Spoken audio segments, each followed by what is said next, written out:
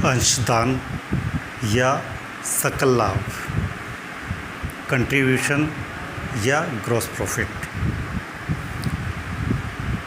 सीमांत लागत लेखांकन का विश्लेषण करने के लिए जिन तथ्यों का विश्लेषण करना आवश्यक है उनमें सबसे महत्वपूर्ण तथ्य है अंशदान या सकल लाभ, जिसको वित्तीय लेखांकन में सकल लाभ कहते हैं, उसे ही लागत लेखांकन में अंशदान कहते हैं। इंग्लिश में अंशदान यानी कंट्रीब्यूशन और सकल लाभ यानी ग्रॉस प्रॉफिट। यहाँ पर लागत लेखांकन में हम अंशदान शब्द सकल लाभ के लिए यूज करेंगे और शॉर्ट में इसके लिए बोलेंगे सी यानी कंट्रीब्यूशन।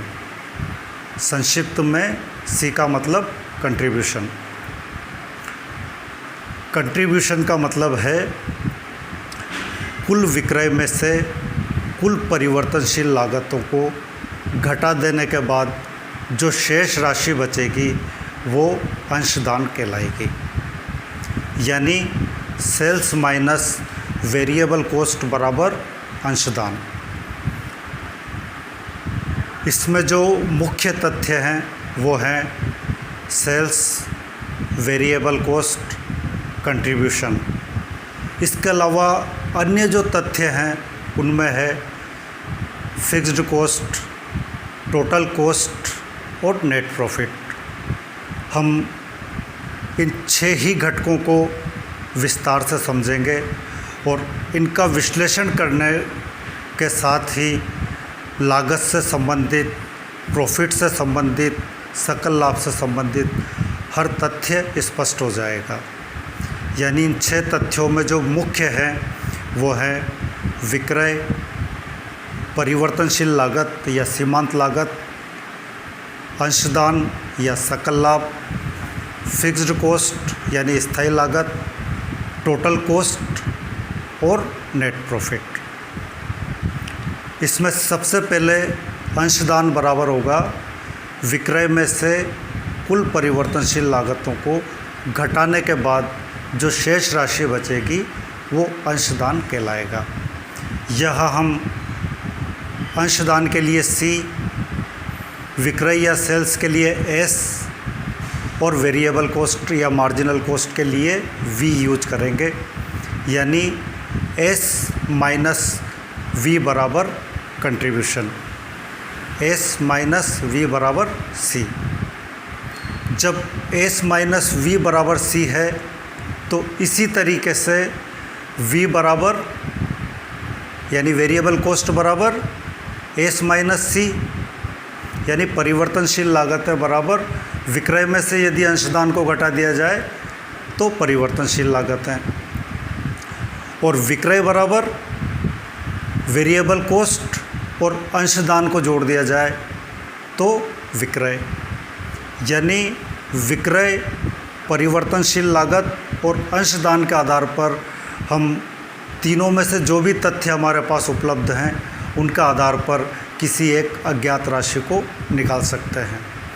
जैसे सेल्स व वेरिएबल कॉस्ट उपलब्ध है तो कंट्रीब्यूशन निकाल सकते हैं, कंट्रीब्यूशन बराबर सेल्स माइनस वेरिएबल कॉस्ट। इसी तरीके से यदि हमारे पास सेल्स और कंट्रीब्यूशन उपलब्ध है तो हम वेरिएबल कॉस्ट निकाल सकते हैं, सेल्स माइनस वेरिएबल कॉस्ट बराबर कंट्रीब्यूशन, और सेल्स और कंट्रीब्यूशन है तो वेरिएबल कॉस्ट बराबर सेल्स माइनस कंट्रीब्यूशन बराबर वेरिएबल कॉस्ट। इसी तरीके से वेरिएबल कॉस्ट और कंट्रीब्यूशन उपलब्ध है तो सेल्स बराबर हो जाएगा सेल्स बराबर वेरिएबल कॉस्ट प्लस कंट्रीब्यूशन। यानी इन 3 तथ्यों के आधार पर हम जहाँ सेल्स माइनस वेरिएबल कॉस्ट बराबर कंट्रीब्यूशन निकालते हैं, उसी तरीके से जो भी इन तीनों में से अज्ञात चीज़ है उसको आसानी से निकाल सकते हैं। इसी तरीके से वेरिएबल कॉस्ट और फिक्स्ड कॉस्ट दोनों को जोड़ देंगे तो वो कहलाएगा टोटल कॉस्ट। सेल्स में से टोटल कॉस्ट को घटा देंगे तो होगा नेट प्रॉफिट, या sales minus variable cost minus fixed cost बराबर भी नेट प्रॉफिट, या सेल्स माइनस टोटल कॉस्ट बराबर भी नेट प्रॉफिट, और टोटल कॉस्ट बराबर fixed cost plus variable cost.